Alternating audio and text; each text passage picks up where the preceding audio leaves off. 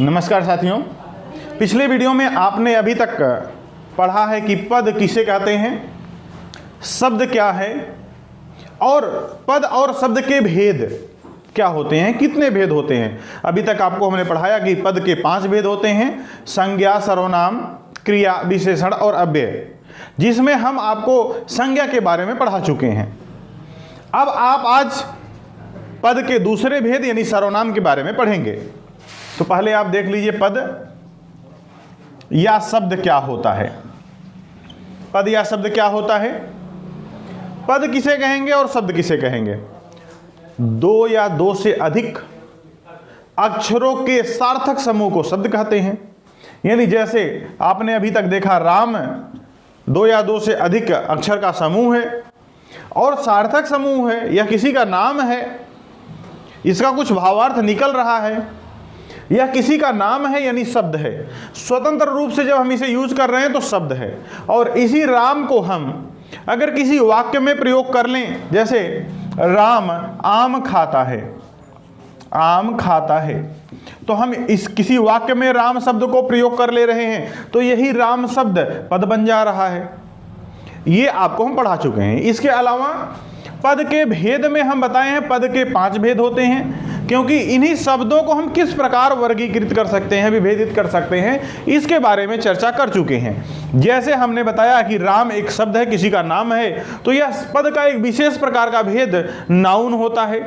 यानी इंग्लिश में नाउन और हिंदी में उसे संज्ञा कहते हैं। तो हिंदी वर्णमाला पढ़ रहे हैं यहाँ पर आप, तो आपने यहाँ देखा राम, तो राम क्या है? पद है, एक प्रकार का पद है। अब यह किस प्रकार का पद है इसके बारे में आपको पढ़ा चुके हैं। आम है, एक किसी का नाम है, तो नाम होने पर एक विशेष प्रकार का पद बनता है जिसे संज्ञा कहते हैं। और यहाँ पर खाना है, तो खाना भी एक प्रकार का पद है। तो सभी पदों में अंतर क्या है, पद कितने प्रकार के होते हैं, इसको भी पढ़ा चुके हैं, जिसमें आपने देखा कि संज्ञा, सर्वनाम, विशेषण, क्रिया और अव्यय, ये पद के आप 5 भेद पढ़ चुके हैं। 5 भेद पढ़ चुके हैं पद के, यानी 5 भेद होते हैं पद के। सबके बारे में थोड़ा थोड़ा आपको हम जानकारी दे चुके हैं। अब विस्तार से उनके बारे में पढ़ रहे हैं। संज्ञा के बारे में हमने आपको पूरी तरह से बता दिया, संज्ञा क्या होती है, संज्ञा किसे कहते हैं, संज्ञा के कितने भेद होते हैं, और एग्जाम्पल के साथ में। तो आज आप पढ़ेंगे सर्वनाम। सर्वनाम क्या होता है और सर्वनाम के कितने भेद होते हैं, आज आप उसके बारे में चर्चा करेंगे। चलिए देखते हैं सर्वनाम। तो सर्वनाम क्या होता है, इसको देखिए। सर्वनाम, सर्वनाम शब्द से क्या पता चल रहा है? सर्वनाम यानी सबका नाम, ऐसा शब्द जो सबके नाम के साथ प्रयोग किया जा सके। सबका नाम, सर्वनाम का अर्थ क्या हो गया? सबका नाम। किसका नाम? अगर हम कोई संज्ञा शब्द है, जैसे नाम किसे बोलते हैं? नाम मतलब संज्ञा। अगर कोई संज्ञा शब्द है, संज्ञा शब्द है, जैसे हम अभी एक संज्ञा शब्द ले लेते हैं, मोहन।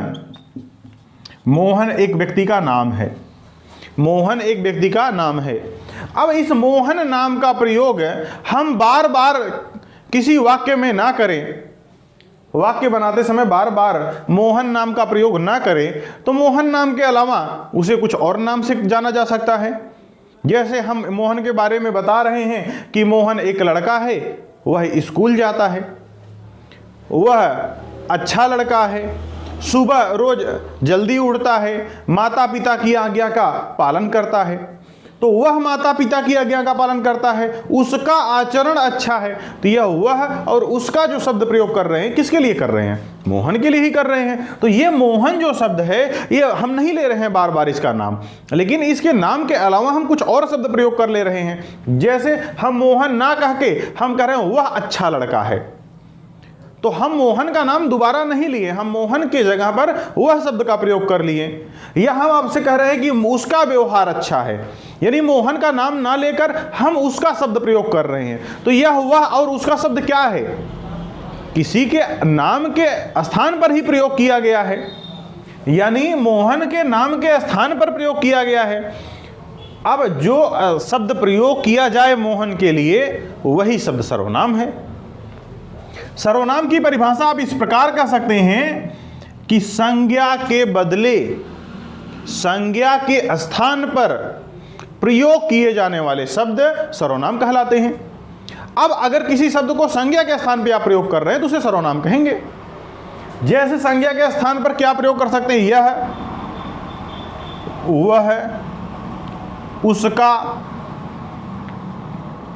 उनका, यह, वह, उसका, उनका, आप, मैं, हम, ये सभी शब्द क्या हैं? ये किसी के नाम नहीं है। आप किसी व्यक्ति को, कोई भी व्यक्ति अपने आप को मैं कह सकता है, कोई भी समूह है अपने आप को हम कह सकते हैं। दो से अधिक लोग या दो से अधिक लोग हैं तो कह सकते हैं कि हम लोग या हम, अपने आप को हम कहा जा सकता है।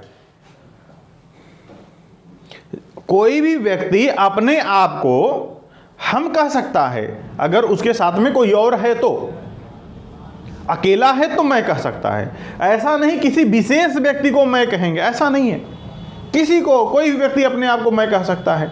और सामने वाले को हमेशा आप कहेंगे, आप या तुम, आप शब्द प्रयोग कर लीजिए या तुम शब्द प्रयोग कर लीजिए। ये सामने वाले व्यक्ति को आप कह सकते हैं। सामने वाला व्यक्ति से कह सकते हैं तुम क्या कर रहे हो। सामने वाला, मान लीजिए सामने मोहन खड़ा है, आप मोहन का नाम ना लेकर मोहन क्या कर रहे हो ऐसा ना बोलना चाहो तो आप कह सकते हो तुम क्या कर रहे हो। यानी मोहन शब्द का नाम ना लेकर मोहन शब्द के स्थान पर कोई शब्द हम प्रयोग कर ले रहे हैं, जिसमें तुम शब्द है, आप शब्द है, ऐसा हम प्रयोग कर ले रहे हैं। या किसी तीसरे व्यक्ति के बारे में बात हो रही है तो हम कह रहे हैं वह अच्छा लड़का है, यानी उस लड़के का नाम ना लेकर के हम उसके बारे में बता दे रहे हैं वह अच्छा लड़का है। इसका अर्थ हुआ कि नाम के स्थान पर प्रयोग किया जा रहा है ये सभी शब्द। ये शब्द चाहे यह, वह, उसका, उनका, तुम, आप, मैं और हम, ये शब्द क्या हैं? ये शब्द वही शब्द हैं जो किसी नाम के बदले प्रयोग कर लिए जा रहे हैं। तो अगर कोई शब्द किसी नाम के बदले प्रयोग कर लिया जाता है तो उसे आप सर्वनाम शब्द कह सकते हैं। यहां सर्वनाम की परिभाषा आप समझ चुके हैं। सर्वनाम की परिभाषा क्या होती है कि अगर कोई शब्द संज्ञा के बदले प्रयोग कर लिया जाए, यानी संज्ञा का नाम ना लेना चाहे और उसके नाम के स्थान पर कोई और शब्द हम यूज कर लें, उसे सर्वनाम कहते हैं। तो सर्वनाम की परिभाषा आप समझ चुके हैं। चलिए सर्वनाम के भेद के बारे में चर्चाएं कर लेते हैं। सर्वनाम के कितने भेद होते हैं? तो सर्वनाम के हिंदी व्याकरण में 6 भेद आप पढ़ेंगे। हिंदी व्याकरण में सर्वनाम के 6 भेद पढ़ते हैं। सर्वनाम के 6 भेद होते हैं। देखिए कौन कौन से हैं।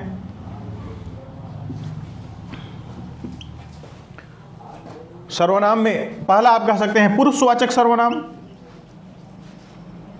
पुरुषवाचक सर्वनाम। दूसरा निजवाचक सर्वनाम, निजवाचक सर्वनाम। निश्चयवाचक सर्वनाम, निश्चयवाचक सर्वनाम। अनिश्चयवाचक सर्वनाम।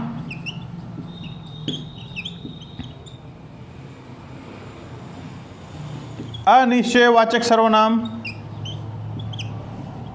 संबंधवाचक सर्वनाम।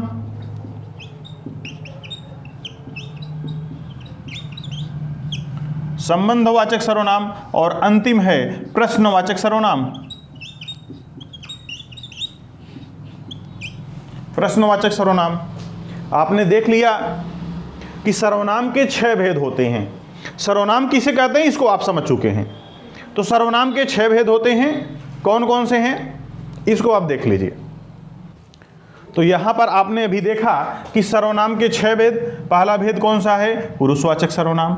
दूसरा क्या है? निजवाचक सर्वनाम। तीसरा निश्चयवाचक सर्वनाम। चौथा अनिश्चयवाचक सर्वनाम। पांचवा संबंधवाचक सर्वनाम। छठा प्रश्नवाचक सर्वनाम। आखिर ये भेद किस आधार पर किए गए हैं?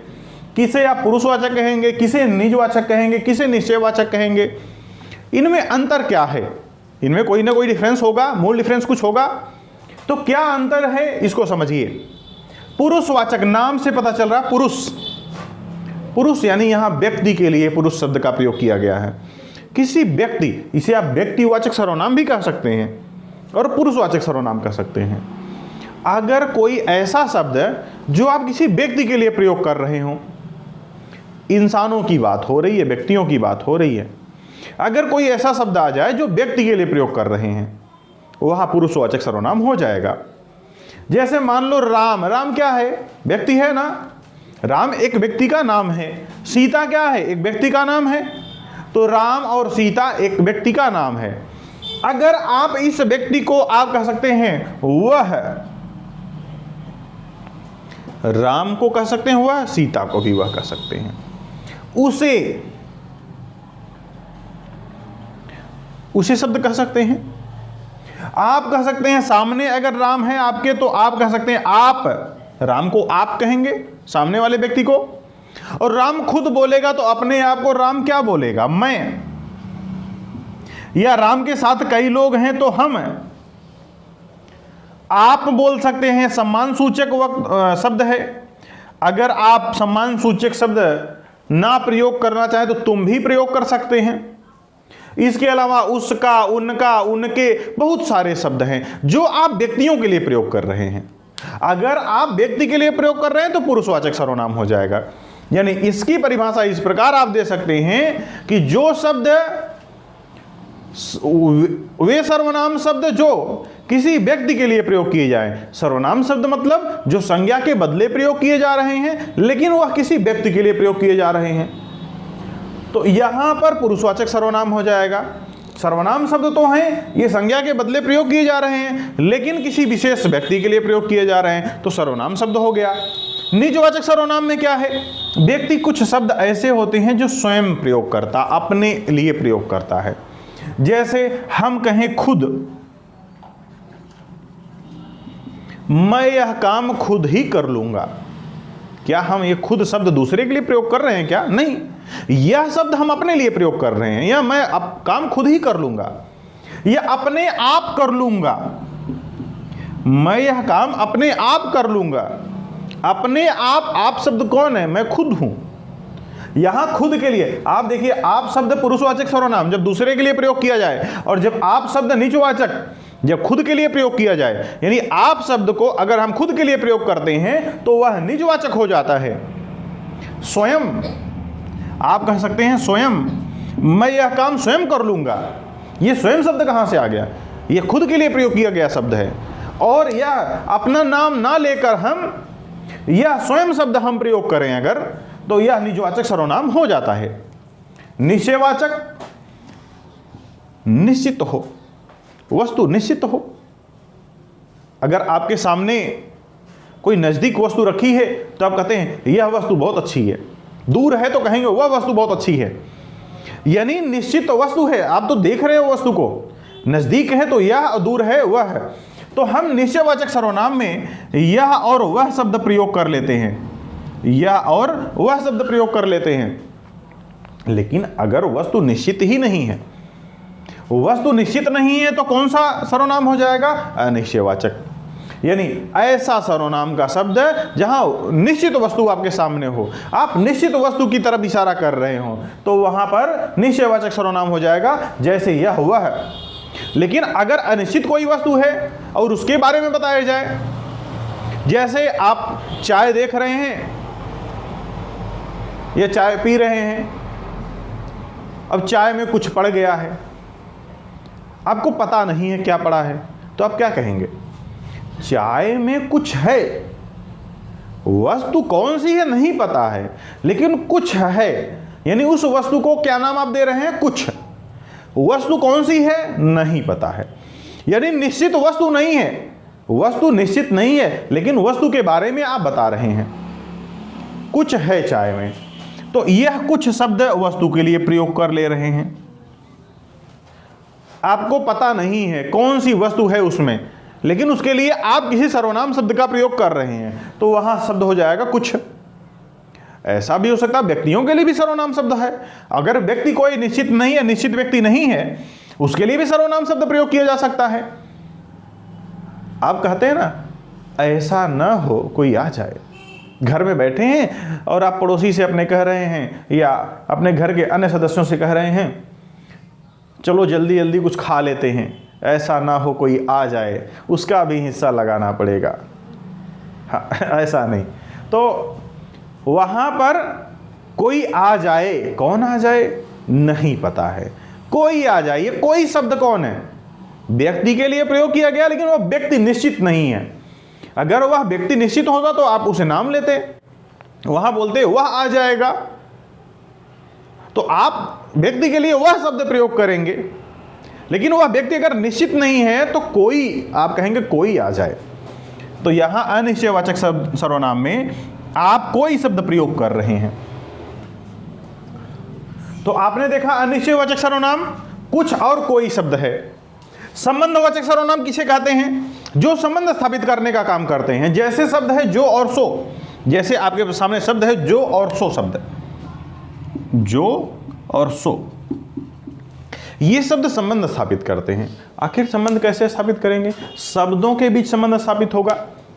जैसे जो करोगे सो भरोगे, जैसी करनी वैसी भरनी। जैसी और वैसी शब्द संबंध स्थापित करने का काम कर रहे हैं दोनों शब्दों में। तो शब्दों में संबंध स्थापित करने का काम करते हैं जो और सो, जैसी वैसी, ऐसे शब्दों के माध्यम से संबंध स्थापित होता है, तो संबंधवाचक सर्वनाम कहलाते हैं। प्रश्नवाचक सर्वनाम, जहां प्रश्न पूछा जाए, ऐसे शब्द जिसके माध्यम से प्रश्न पूछा जाए।